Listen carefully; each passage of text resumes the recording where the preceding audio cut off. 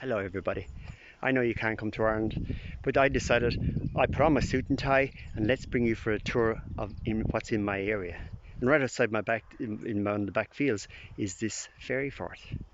You probably never seen one, but this is it. It's probably about 100 feet in diameter. In this area in County Limerick, they're every couple of 100 meters. I can bring you on a tour in the area without even stepping out of the car. And there's so many forts in this area. So let's pop in and have a look at what it's like inside. The earthen mound is probably can be anything from 8 to 10 foot high all around the whole fairy fort. And inside is where they would have had their house and brought in whatever animals they had at night into the fort for protection against bears and wolves and whatever was around that area. Even the fallen trees that have fallen in this fairy fort is not touched. You won't take that, cut this piece of wood up and bring it home for your fire. It belongs to the fairies.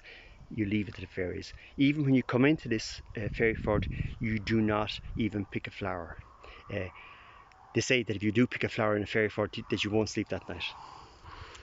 Right here is what we call a little hawthorn tree.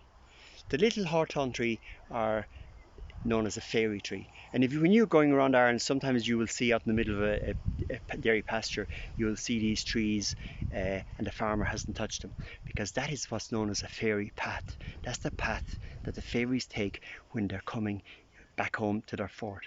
You wouldn't build a house between a fairy path, because it would bring you nothing but bad luck. So this is a really good fairy fort. You probably all heard of like the leprechaun, but there's quite a lot of fairies, different types of fairies. You have, as you say, the leprechaun, you have the banshee, I'm sure you've heard of the banshee, the changeling, the will-o'-the-wisp. There's so many different types of fairies in Ireland, and it varies from county to county. Had I any experience in this fairy fort? Yes, I had.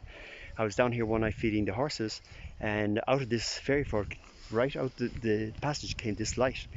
I was feeding them in the field, and the light never moved off me for about 5 minutes, and I knew it was time to get out of here. So you just don't disturb the fairies. Now the next time you come to Ireland, put a fairy fort on your list.